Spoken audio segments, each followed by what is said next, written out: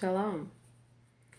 Okay, I tried to make this video earlier, but I had such a bad migraine headache that I couldn't focus on what it was that I needed to say, and it was a video that I need to make because one thing that I always want to try to do is be transparent. Because we have a lot of people right now quoting scripture, we have a lot of people teaching, we have a lot of people doing all this stuff in the kingdom, but let's face it, a lot of folks have been hurt by quote unquote church people because there's been this there's been too many people in the past that act holier than thou and not enough transparency, and a lot of topics are usually taboo because we're saved, we're not supposed to feel this way, we're not supposed to talk about this stuff because the fairy tale that has been fed to a lot of people is Yeshua HaMashiach gave his life for you. You accepted the free gift of salvation. You're saved, and now this magic wand is waved over you, and every problem you've ever had is just gone. Nobody talks about the process of sanctification, which, by the way, will not end until we are in heaven with Abba Yah. Okay? So we will always, forever be going through a process of sanctification. With that being said, I'm going to be very transparent. Tonight, one of my amazing Akotis, Akots, invited me to a ministry of hers. And not too long after she invited me, I realized that my head was kind of hurting a little bit, but it wasn't too much. So I went to the store and then I went to the ministry event. And by the time I got to the place, my head was it was thumping, man. But I was like, I'm going to push through it because my main thing was I wanted to show her support. So I tried to push through it. I couldn't. And it was so debilitating that I wasn't even being social. And I didn't want to give off the wrong impression to the people that she had there. So eventually I wound up leaving. But before I left, I did go into another room because we were in this room that it was kind of small and there was a lot of people in there. I mean, not too many people, but it was enough to where the noise that was going on in that small space was like, it wasn't helping my headache. So I went to another room that was next door and I was just massaging my temples. But I was listening to some of the exercises that was being done. And mind you, I love what Ruach HaKodesh it was doing through her because I understood why it was necessary. But some of the exercises were meant to encourage relationship building, not necessarily, intimate relationship, but just with people in general, like loving on people in general. And as I'm rubbing my temples and listening to the different things that she's having them do, I start to realize if I were in there, I would be very uncomfortable right now. So then I started wondering, well, why would I be uncomfortable? Why is this, why would this make me uncomfortable? And I actually had tears welling up in my eyes as I was thinking about this because it was very simple things that most people do without even thinking about it. But for me, as I started thinking about how uncomfortable that would make me, I started to get sad. And even though I wasn't able to stay for the ministry event, while I was there and then when I was on my way home, Ruach HaKodesh started ministering to me. And he first talked to me about the relationship I just got out of with my son's father. It was very toxic. And I didn't realize, I thought that because we are currently successfully co-parenting our child, I thought that I was healed from those things. But there's only so much healing that I have done from that. And when I start thinking about having to open up to people on a deeper level, because that was what she was having them do, and it was an exercise that was causing them to have to open up to each other on a deeper level.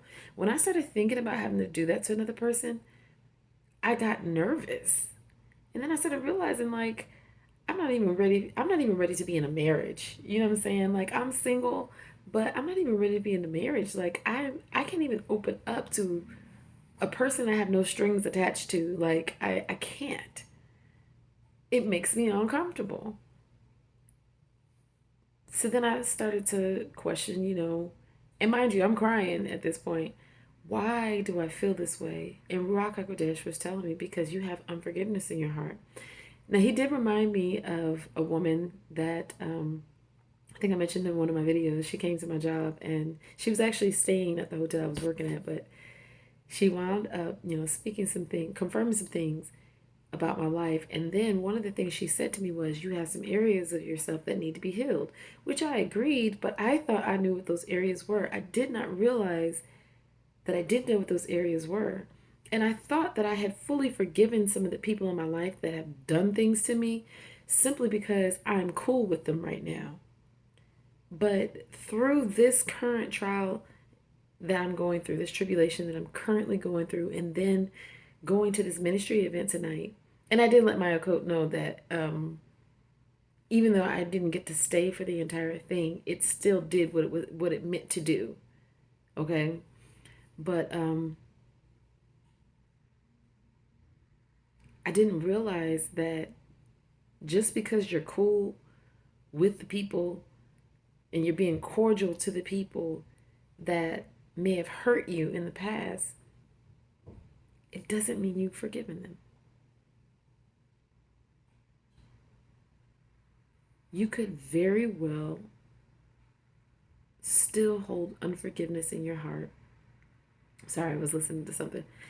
You could very well still hold unforgiveness in your heart for people and still be cool with them. In the past, it was never hard for me to forgive people and have mercy and whatnot, but I didn't realize how hurt I really was, or am, I should say. And then it made me sad because I'm like, well, I know I'm not supposed to feel this way, so I don't want to feel this way, so I was crying about that. But like I said, I always want to be transparent. Yeah, Abba might speak to me and have me release a revelation or say something that sounds profound or whatnot, but at the end of the day, I'm still a human being. I'm still going through this thing just like everybody else. The only thing is, I'm okay with being transparent. See, that's the weird thing. I'm okay with being transparent with the things that I'm going through, but the things that she was having them do, I was like, no, I just, and I know the reasons why. I'm not going to, reveal the reasons why, but it's just, I didn't realize the level of hurt I'm actually in. So I have more healing to do. Does it mean that I was going to stop using me because I'm not perfect and 100% healed? No. It just means I have to keep submitting to Him. I have to keep fellowshipping with Him. I have to keep seeking Him. And every day I'll get better and better and better, because here's the thing. Realizing that this is what's actually going on is a blessing in itself. Because if I hadn't realized it, I would have been operating in unforgiveness, and I probably would have been walking around hurting people and not realizing it. But now I know what's going on, and I can hand it over to Him. And He can continue to work on me, and I can get better. So, and tomorrow I get to fellowship with my Okots for the Sabbath, which he also reminded me of a prayer that I prayed to him in 2019.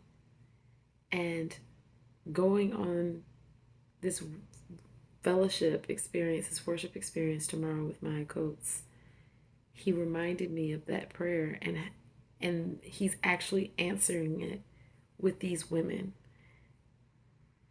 I had prayed for a group that I could worship with. I had prayed for a group that loved Him the way I love Him. I prayed for women of God that truly want Him and are seeking Him and are about Him and have poured their hearts and their souls and have walked away from everything in the world for Him. And He gave me that because the enemy was trying to get me in a bad place. And Ruach HaKodesh reminded me that even the word of Yahuwah says that in the last days, the love of many will wax cold. People will begin to be lovers of themselves. And that was where Hashatan was trying to get me. But through my transparency, now that I'm releasing it and I'm being open and honest with it, there's nothing for him to hold on to. Because instead of me holding it in and continuing to make these videos knowing how I truly feel on the inside, I'm opening it up. I'm opening up and being honest. And I'm releasing it. So he has nothing to hold on to. In me, he has nothing. I hope this helps somebody. I hope, if anything, it helps you understand that you are a human being in a relationship with the Most High. All right, you guys. I have to get back to what I was doing because I do have to go to bed soon so I can be on time for my worship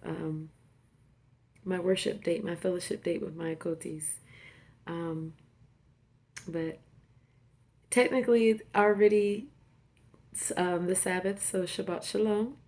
I love you guys and Shalom Alachem.